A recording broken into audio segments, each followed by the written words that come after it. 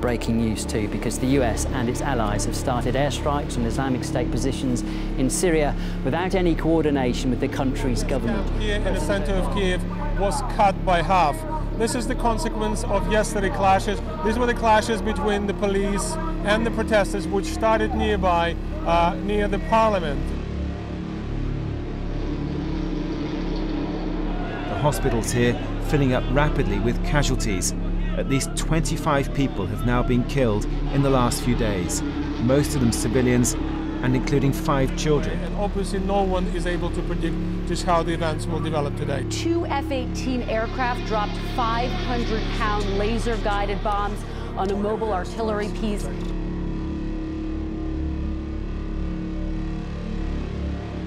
"900,000 people had to be evacuated for fear of a tsunami after the earthquake hit last night. That fear is... 18 people are confirmed dead and over a dozen are still missing after landslides in the western Japanese city of Hiroshima. So we're not talking about one landslide, we're talking about up to 10 landslides in the northern suburbs of Hiroshima. Nearly 40,000 religious minorities who were driven out of their homes by the extremist forces, isolated on a mountain, who didn't have access to food and water.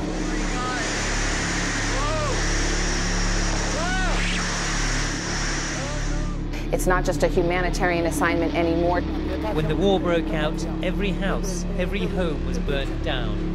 So all the food was destroyed. Aid agencies now say South Sudan is heading for the continent's worst famine in decades. This health crisis is spinning out of control. The World Health Organization is holding an emergency meeting. It could declare a global health emergency. This morning in Texas, they continue to test a patient who traveled and has symptoms of Ebola, while around the globe, the death toll from the disease continues to rise. Israeli tanks have been deployed near the border with Gaza, ready for a ground offensive if the order's given.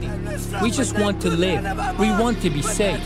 We just want to live in peace. We want everyone in the camp to be safe.